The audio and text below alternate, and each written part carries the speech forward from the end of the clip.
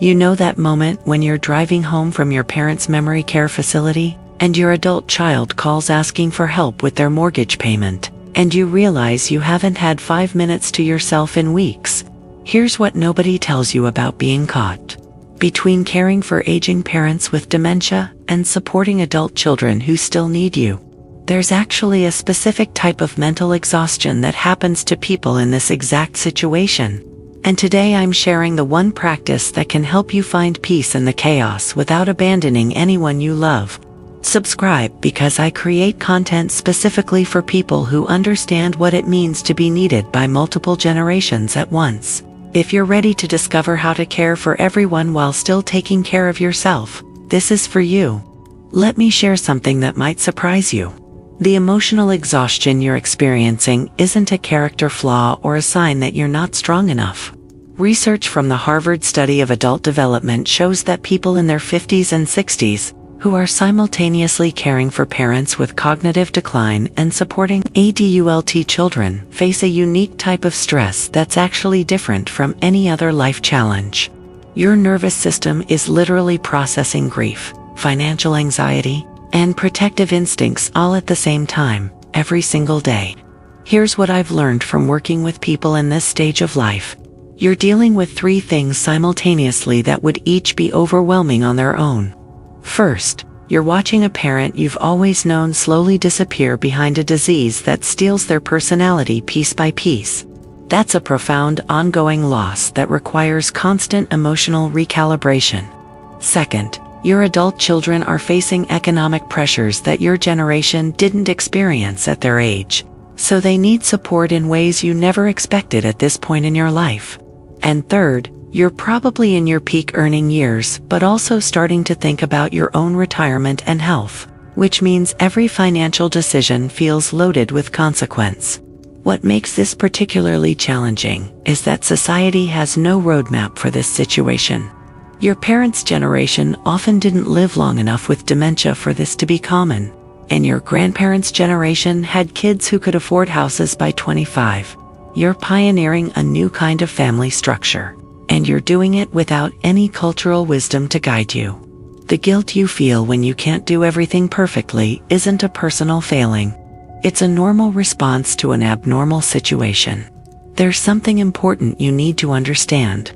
The sandwich generation stress you're experiencing actually activates what researchers call compound caregiving syndrome. Your brain is trying to hold space for your parents' confusion and fear, your child's financial stress, and your own worry about whether you're doing enough for either of them. That's why you might feel like you're failing everyone, even when you're actually doing an extraordinary job managing an impossible situation.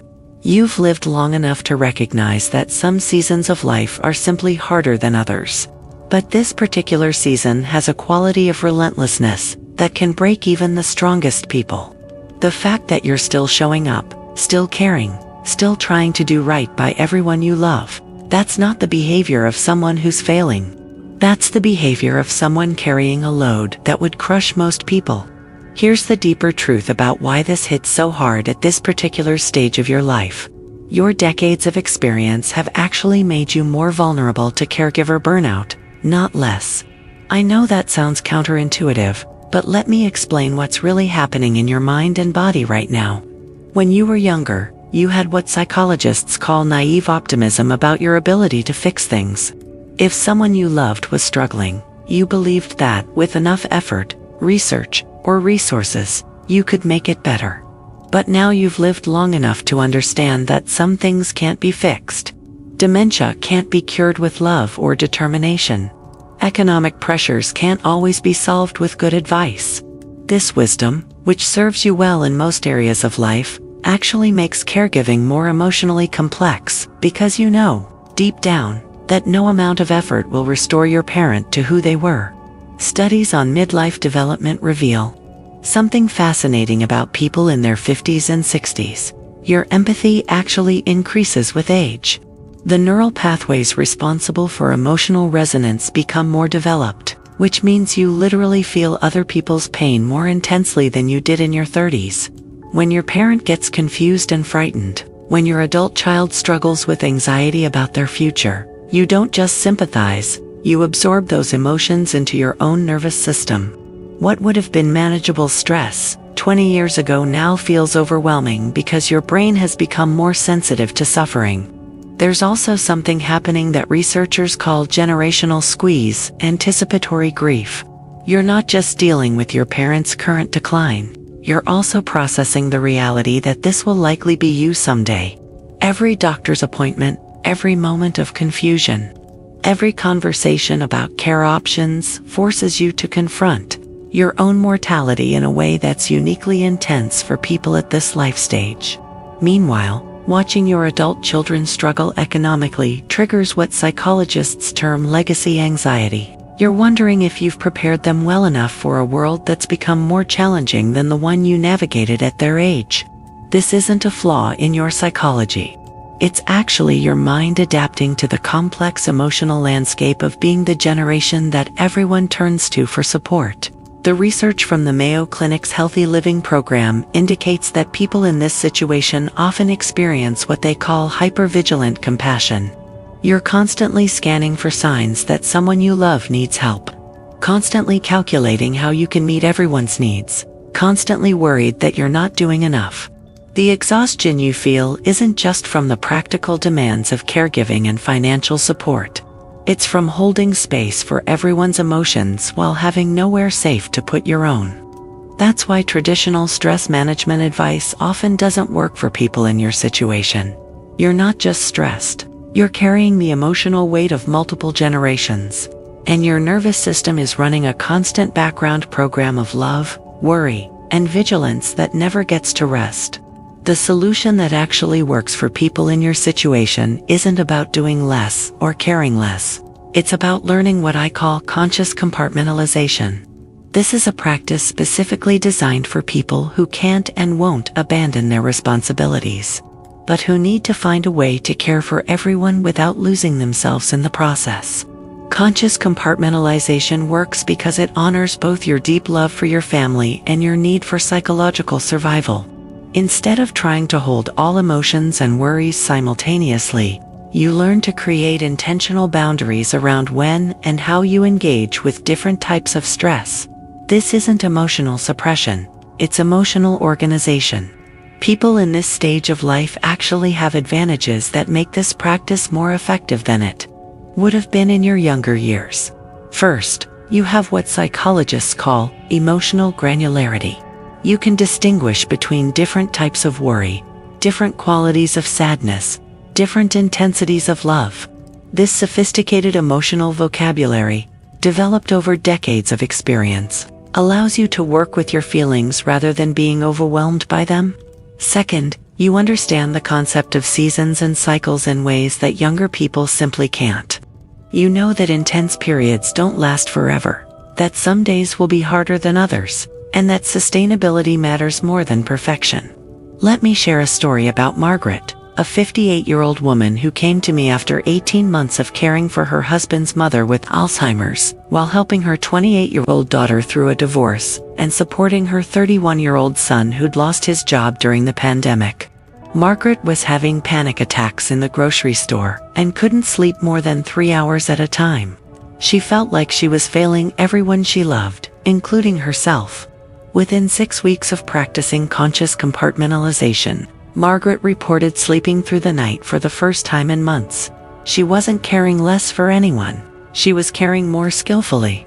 Instead of carrying everyone's distress as background anxiety throughout her day, she learned to create specific times and spaces for different types of emotional labor. Her mother-in-law's care became more focused and effective because Margaret wasn't approaching it from a place of scattered overwhelm. Her support for her adult children became more helpful because she could offer clear thinking instead of anxious reactivity. The breakthrough came when Margaret realized that her attempt to be constantly available to everyone's emotions was actually making her less effective as a caregiver and supporter. By learning to compartmentalize consciously, she could be fully present for each person's needs when it was appropriate, and then psychologically transition to other aspects of her life without carrying guilt about not thinking about everyone all the time. People in this stage of life actually have advantages when learning this practice. You understand that love isn't measured by the amount of time spent worrying.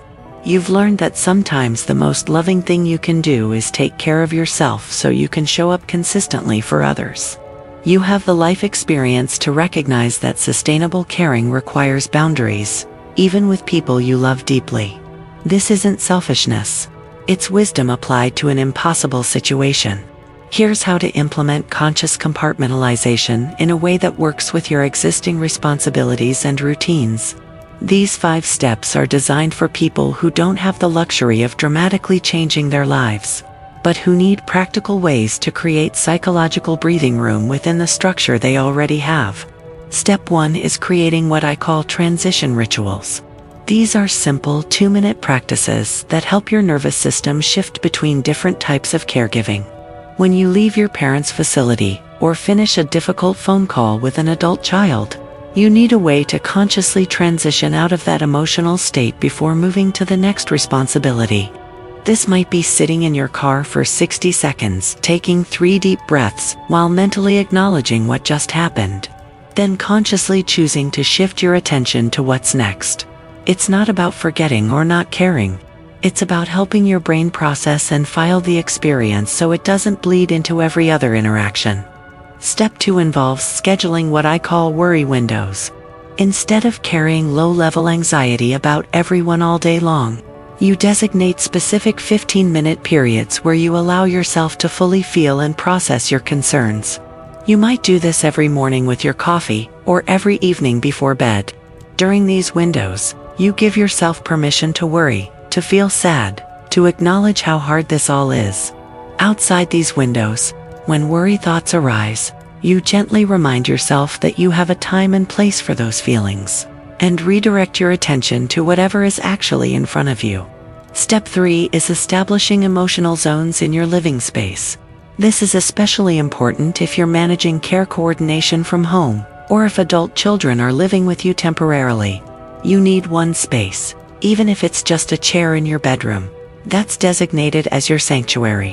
When you're in that space, family members understand that you're taking care of yourself, so you can take care of them. This isn't about being unavailable for emergencies. It's about having a physical location that reminds your nervous system that you exist as an individual person, not just as a caregiver. Step 4 involves what I call proxy worrying. This might sound strange, but hear me out.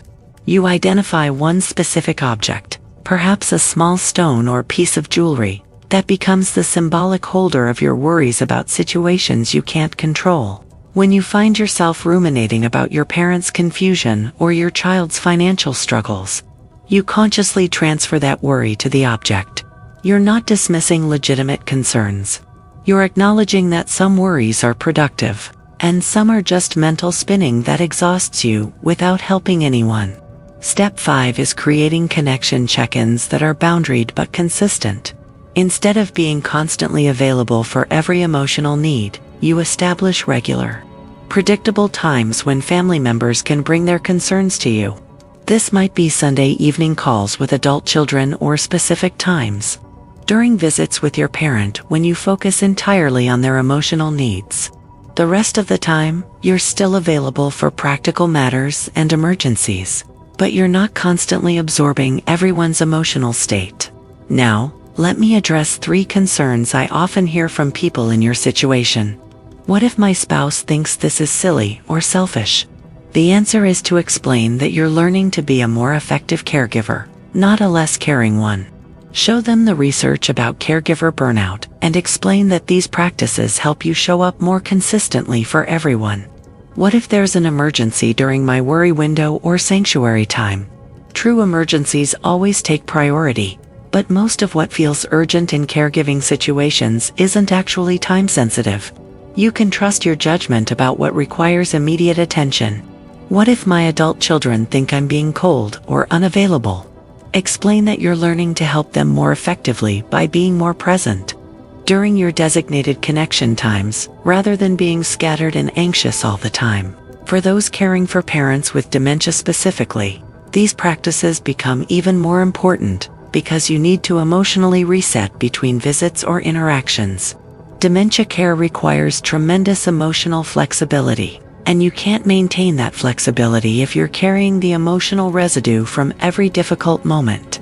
For those supporting adult children, these boundaries actually model healthy emotional management, which is one of the most valuable gifts you can give them as they navigate their own challenges. Start with what feels most comfortable to you. You have the life experience to know that lasting change happens gradually, and you don't need to implement everything at once. Choose one step that resonates most strongly, and practice it for a week before adding anything else. Over the coming weeks, as you begin practicing conscious compartmentalization, you'll start noticing subtle but important changes in how you experience your caregiving responsibilities. The first thing people usually report is sleeping better, not because their circumstances have changed, but because they're not carrying everyone's emotional state with them to bed. You'll find that you can be more present during the time you do spend with your parent or supporting your adult children, because you're not simultaneously worrying about everything else. In a few months, you'll likely discover something that surprises many people in your situation. The quality of your relationships actually improves when you stop trying to be emotionally available for everyone all the time. Your adult children will start bringing you more focused concerns rather than using you as a constant sounding board for their anxiety, because they'll know they have your full attention during your designated connection times. Your interactions with your parent, even as their dementia progresses, can become more meaningful because you're approaching them from a place of centered calm rather than scattered overwhelm. As you continue this journey, you'll develop what I call caregiver confidence. This is the deep knowing that you're doing your best in an impossible situation, and that your best is actually extraordinary even when it doesn't feel like enough. You'll stop second-guessing every decision and start trusting the wisdom you've accumulated over decades of loving people well. The guilt that currently exhausts you will transform into something more manageable, an occasional visitor rather than a constant companion.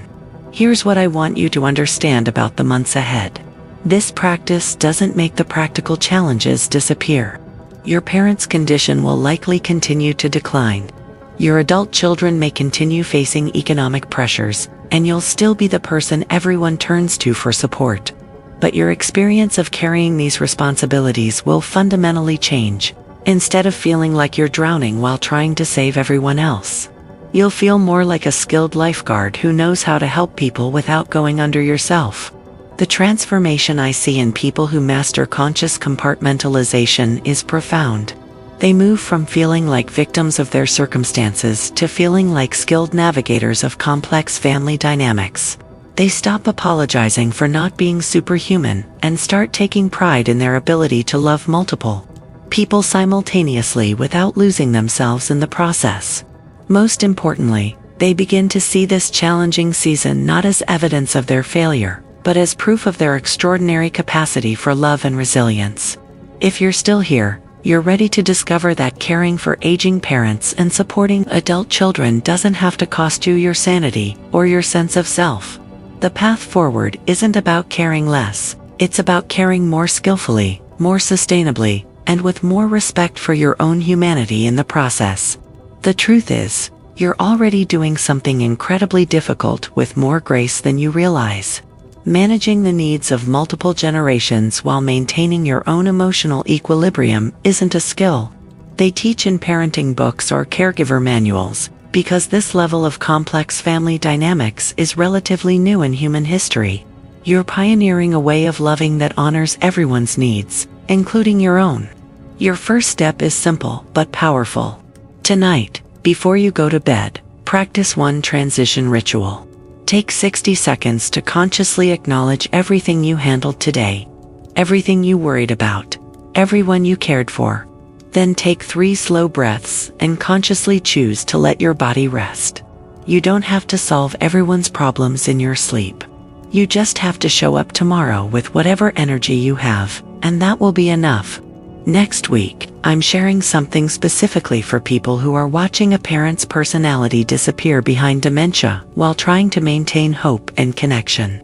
It's called Loving Someone Who's Becoming a Stranger, and it addresses the unique grief that comes with this type of loss. If you're dealing with the heartbreak of seeing glimpses of who your parent used to be mixed with confusion about who they're becoming, That video will offer you both practical strategies and emotional validation for one of the hardest experiences a child can face.